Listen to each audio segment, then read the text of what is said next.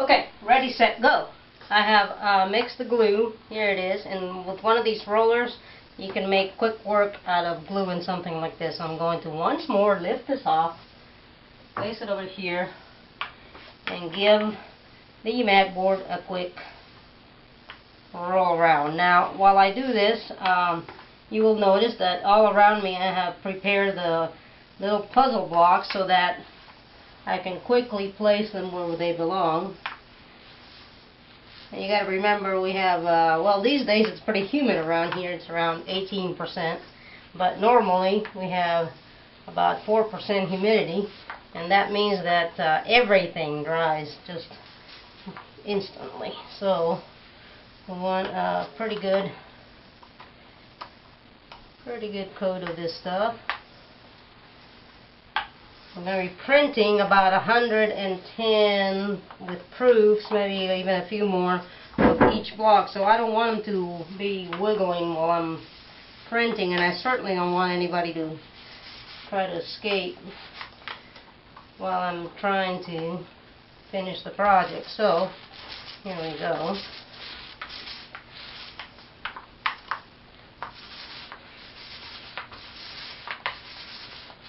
I also want to work quickly because the mat board is going to buckle. In the first puzzle project, I mounted the blocks on wood, and that worked out okay, except it wasn't very flexible, and if I had to prop up a single block, it was a little more difficult to do it. So the mat board on the back of the block holds everything together, but it allows me to, if I have to, place some tape. That trick courtesy of our friend Barbara Mason, so that you can prop up one block while leaving the others untouched. Look at that. That's just beautiful. Alright, here we go. Put that way. Here's the block. Hopefully I can line it up. Don't want the mat board to extend beyond. I made sure I cut it very, very tight underneath, so that it doesn't interfere with the printing process. Okay, I believe that looks good. Let me put it around here. Yep, that looks good. I can always trim it again. Alright, so that's in place. Now we make a puzzle. Place those fairly carefully. I have already kind of sort of tweaked some of these blocks, some of the backgrounds and such, the harder stuff, so that when I carve, if I have to carve anymore.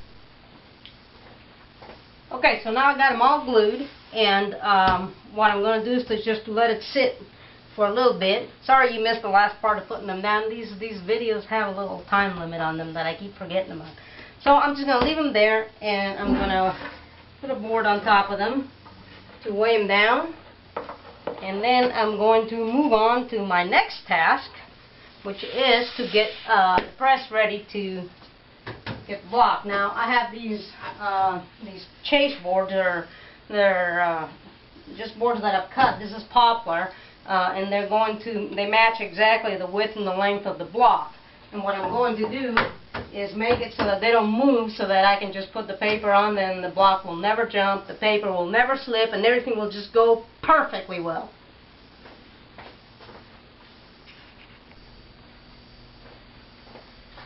So it's been about an hour, and I weighed down the block, and now you can see that, oh, see, they're all nicely glued down, and you have the front of the block, and you have the back of the block, just in case I need to prop anybody up or tweak anybody or even pull anybody out. I know exactly where each block is located.